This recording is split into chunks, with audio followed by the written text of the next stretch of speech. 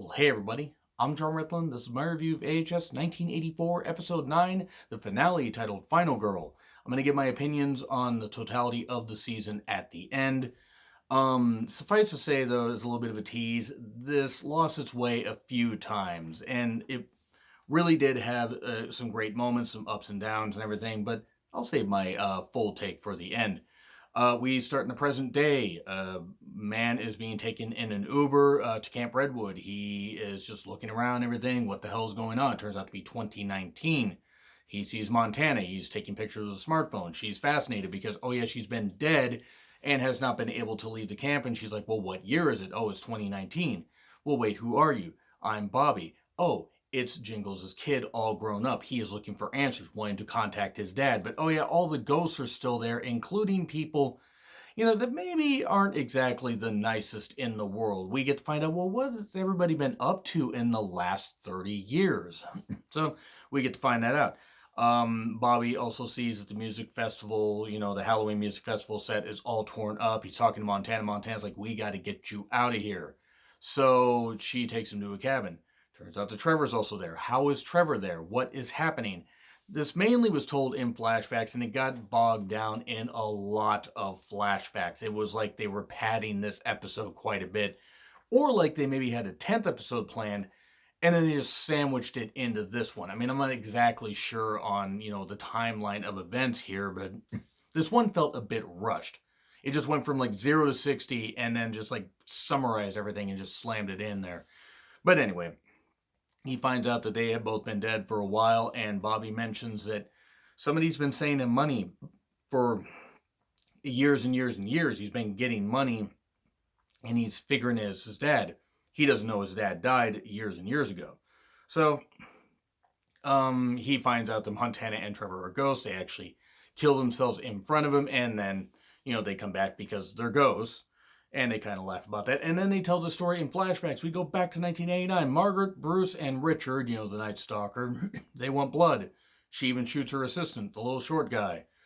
Trevor wants to shut down the concert and tries to. Has a bus blocking the entrance, sends the patrons away, is sending the musicians away. And Margaret ends up killing him. Well, she shoots him, but it's outside of Camp Redwood. So if he dies out there, well, that's it. He dies for real. He doesn't get to stay. Well, Montana sees him. She cares about him, doesn't want him to die out there, but can't leave, can't go beyond the camp. And he's like maybe 50 feet away, but he's all shot in the groin, shot in the leg, shot in the chest. He can't make it. He's going to die out there. Oh, wait, Brooke saves him, gets him across there. And Montana's surprised because, she hates him, but why the hell would she do that? And so then we go back and we see that, Trevor and Montana, that's why they're together, because Brooke saved him so he could die in the camp, so he could keep living as a ghost. It's complicated and it's messy. But we then get Bruce getting killed a little bit later, but then sent over the property line down the hill. So he dies, and he dies outside the camp, so he's no longer there. Richard gets lured into a trap, and we get told in flashbacks that basically everybody is killing him, taking turns killing him, since, he was saved by Satan, gave his life to Satan. He can live forever, except they're going to keep killing him and killing him and killing him in inventive ways. Chainsaw was used, sticks through his eyes, chopped to death by, beaten by a hammer, sledgehammer, cut by an axe, all that stuff. That was some pretty good stuff. And then Bobby says he's not going to leave until he can see his dad. Well, then we go 20 minutes earlier, and we got the cook and we got Chet that are watching over, Richard.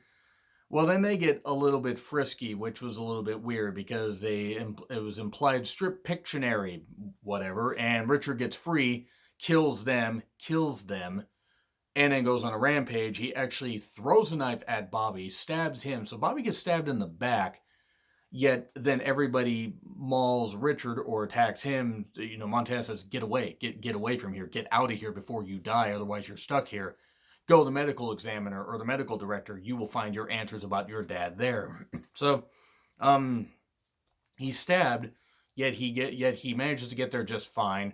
And after a bit of being upset, demands to see the medical director. Well, it turns out to be Donna. Donna explains this stuff about her association to his dad, and that he says, "Hey, thank you for sending the money." She's like, "I never sent you any money. What the hell are you talking about?" Well, we get more flashbacks where She talks about the history of what happened on Halloween of 1989.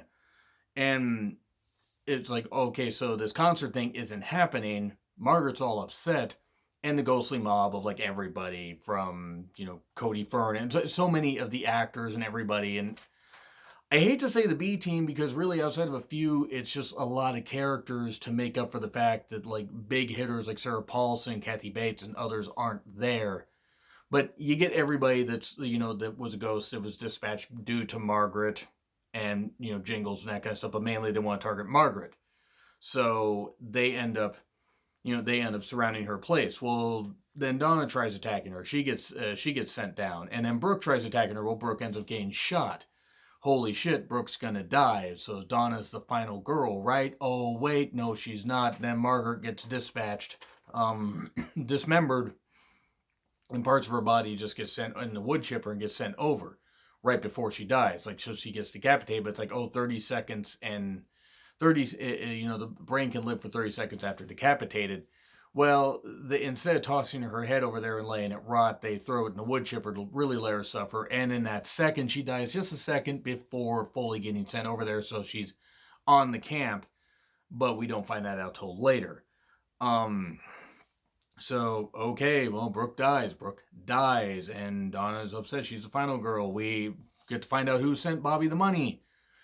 Donna tracks it down to like a small bank in an Oregon town, and it turns out it's Brooke. Brooke did survive, and we find out that it was Ray that saved her. Ray saved her by cauterizing the wound, so to speak, the gunshot wound, gets her out of the way, gets her off of the camp property, and she has a great life with kids and a husband and everything, and then she's been helping Bobby.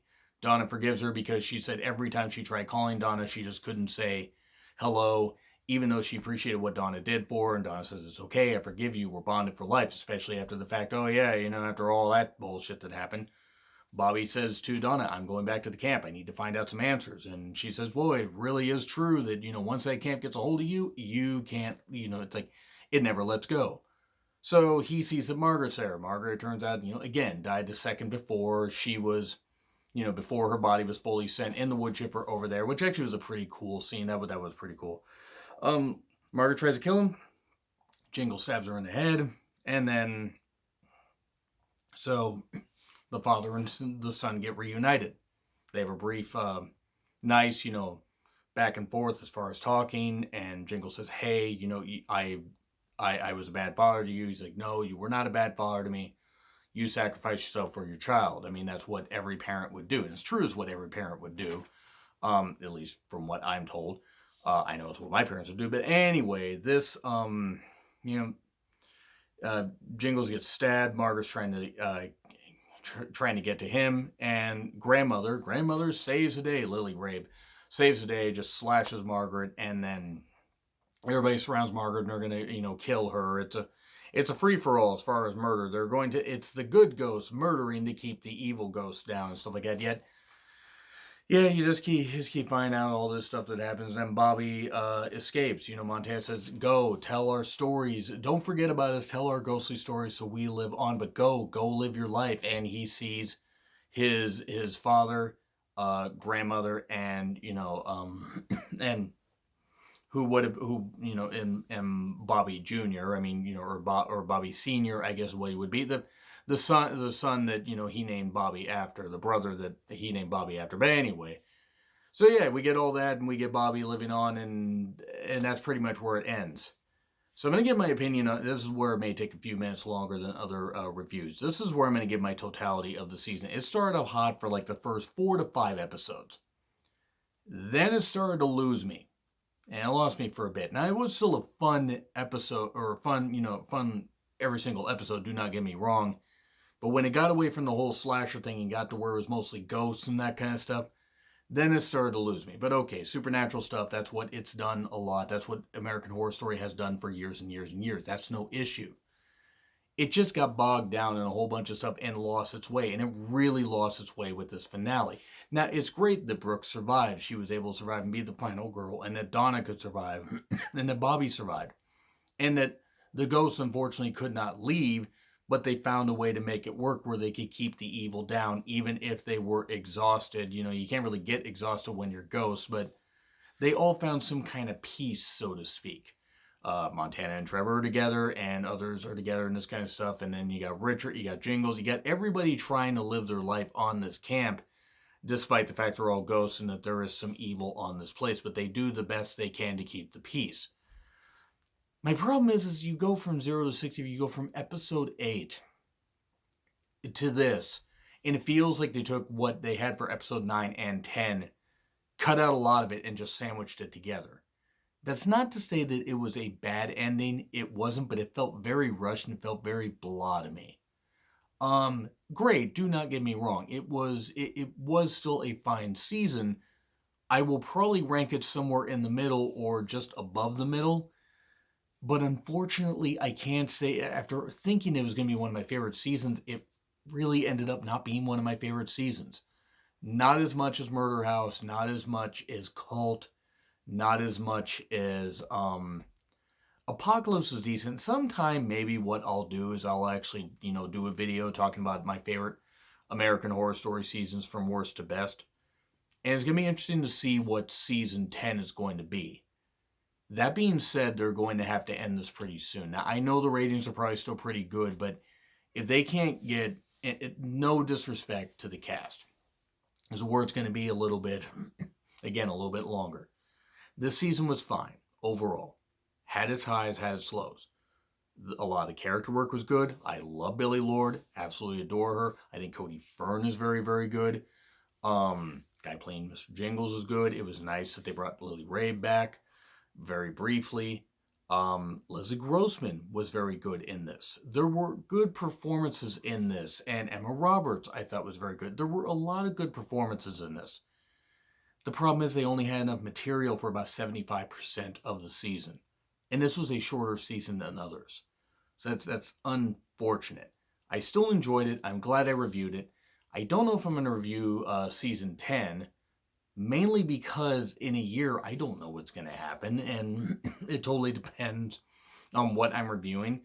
Because the reason, and for those of you that are still here with this review by this point, the reason that I review these things so late, either late Wednesday night or early Thursday morning or even Thursday afternoon, is because I also review wrestling. So it's like I have a set routine, and with these things on Wednesdays, I only have so much time to devote to watch it. So overall, I did enjoy this season.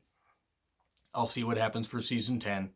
But unless they can get Sarah Paulson, maybe even get Jessica Lange to return, but unless they can get Sarah Paulson, Evan Peters, Kathy Bates, and some heavy hitters, some staples of this of this franchise to come back, from other seasons, they might want to end it after season 10. I hate to say that because I love horror, and American Horror Story more often than not has been very, very good. It might be time to pull the plug after next season. But anyway, thanks guys for loving the reviews. Thank you for commenting on the reviews. Thank you for sharing the reviews.